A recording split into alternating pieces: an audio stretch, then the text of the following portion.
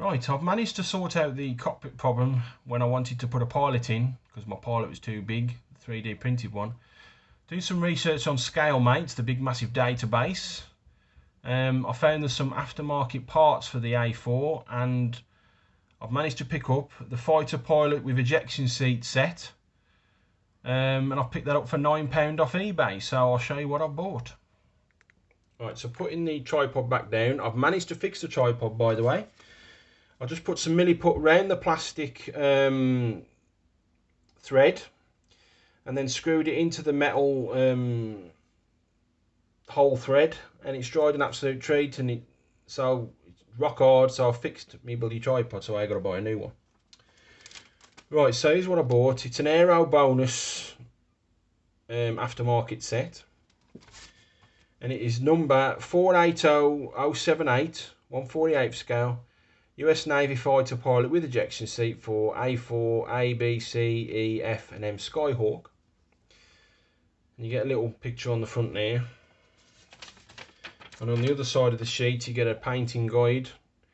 On this it's asking me to paint his flight suit in orange and the olive green, the olive drab. Must be for a different A4, because I'm going to be painting it all in the olive drab for Viper. So here's what you get. I'll turn my flash on. So here's what you get.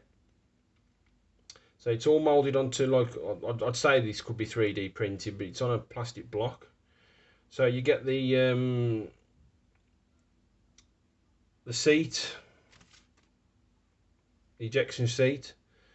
Pilot's already moulded into the seat, and you can probably just about make all that lovely detail on his flight suit with the straps and the various pouches and belts he has to wear.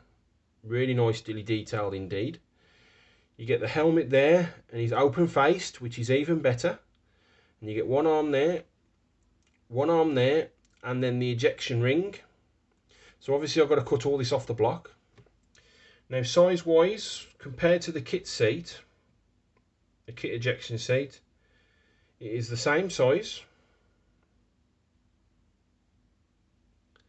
So that's that. And then test fitting it into the tub, this fits an absolute treat, as you can see right there.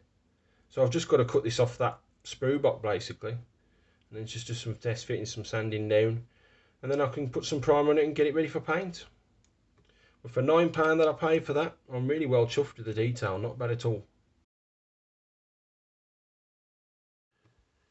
Right, detailing on the cockpit is all done. So I painted the tub in the grey, which was 36157 Rebel.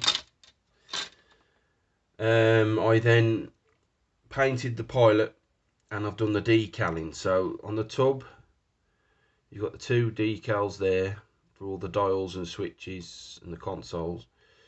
You've got the main dashboard with all the dials and the various bits and bobs on there. Those are off the kit decals from the Italeri. Then I done the pilot. Now with the pilot, I primed him obviously along with the rest of the cockpit, and then I painted him in the NATO olive green for the flight suit.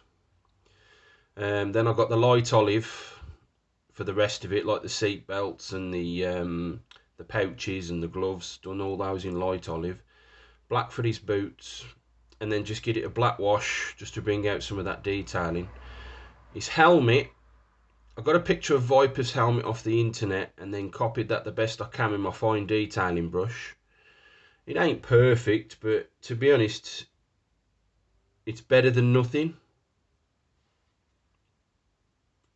Yeah, it's not too bad, and besides you're not really going to see that much once the canopy goes down anyway. And then I've just put a little tiny bit of brown to try and represent his moustache, and then flesh for his face. But I think, you know, it's good enough for what I need it to be. And then for scale, it's going to sit him on that 1p piece and zoom in, and that's how big the pilot is, just bigger than a penny. But with all that being done now, I can now put all this together and get it ready to be seated into the main fuselage. Right, I've now glued the pilot and his ejection seat into the cockpit tub, and then I've glued the cockpit tub onto the floor. So right inside there you've got like the little corners of the interior cockpit tub wall, so I just ran a drop of glue around the bottom and then pushed the pilot and the ejection seat in that way. Once that was glued in, I then glued the dashboard in, so there's a little L piece there on the back of the tub, front of the tub, and there's a little L piece there, and basically you just glue the dashboard into that L piece. So in the rear edge wall corner inside there, I've put a drop of super glue there, put a drop of super glue there, held the dashboard in for a few seconds while it dried, and then just put a little bit more super glue and let it like seep into the back wall edge with the back edge of the dashboard, and just let that set. And then once that was set, I then just glued the seat onto the floor, and that's pretty much it. So the cockpit is now ready to be mounted onto the inside of the fuselage. I've now put the completed cockpit into the right side of the fuselage. So putting that down a sec, excuse me, you can just about see that there's like a little channel and a groove for where the bottom floor of the cockpit sits into. So what I did is I just test fitted the floor of the cockpit into there, and then just ran the Tamiya extra thin and just let it seep into where I test fitted it, and then just held it on with my thumb like that for about, I don't know, about a minute, and then I just lent it up against me black wash bottle like that to let it dry.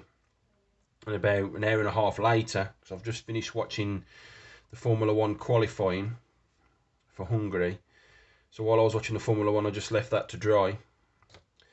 So all I've got to do now is just put the left half of the fuselage onto there like that, but not looking too bad at all.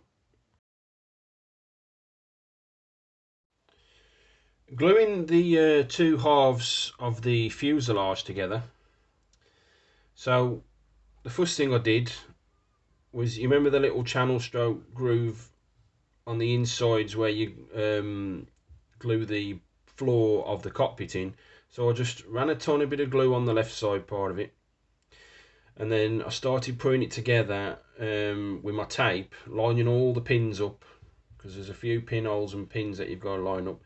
So I just lined up the nose, put the tape on, and then just worked my way backwards with the tape all the way around. And then getting my Tamiya extra thin, just take a bit of tape off, let it gap, and then getting the Tamiya extra thin in, and then putting the tape back on, and then just working my way round, and then over the top back to the nose stroke cockpit section. I'm just going to let this dry now, so it's not looking too bad at all. So I love that Tamiya extra thin, because when it gets in, it seeps in to the joins where the Revel contactor would just sit on the top. So I want to thank everybody for recommending Tamiya extra thin. It's making my life a hell of a lot easier at the moment. So that's where I'm sitting at the moment. Just got to wait for this to dry. Taking the tape off now, off the main fuselage of the A4. It's not looking too bad. Got a seam issue to deal with down the bottom here. Well, on the top I should say, all the way down the spine. The underneath there as well, I haven't got to worry about that. I'll explain that in a moment. And just a little bit down there. But unlike the Revel contactor, where it would pool on the top, the Tamiya extra thin hasn't, so there ain't much of a seam to deal with, to be honest. Right, so going on to the wing section, which will go here, so I won't have to worry about that seam.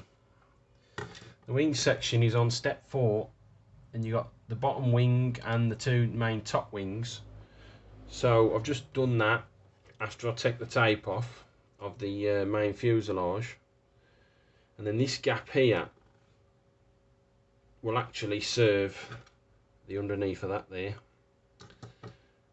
So again, doing much the same with the test fitting it first, put the tape on first, both sides, getting it all fitted, and then letting the Tamiya extra thin seep in. Just take a bit of the tape off, glue a bit, put the tape back on, take that bit of tape off, and then so on and so forth. On the back here I've had to use my clamps because my tape wasn't holding it properly, especially on here, on the neck section of the wing, that was popping up, so I had to get the clamps on that as well, and that side. So I've just got to wait for this to dry fully, and then I can take the tape off and get it mounted on the bottom of this, the fuselage. So that's where I'm sitting at the moment. Right, I've now took all the tape off the three parts of the main wing. Again, that's gone together really nice.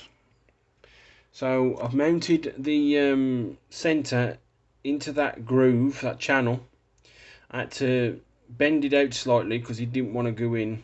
The one side would go in, but the other one wouldn't. It wouldn't like go over the lip. Once I bent it out very, very slightly, it sat right in there. So I've decided to use the contactor on that bit. So I've ran the contactor all the way down the underneath of the spine of the fuselage, and then got that back in again, bending it out again slightly, and then just put my two pressure clamps, one on each side, one like just behind the cockpit and one right in the middle, just in front of the wing. And then I just ran the revel contactor down that little groove there where it meets the side of the fuselage, and I've also done it on that side as well. So all I've got to do now is just wait for this to dry.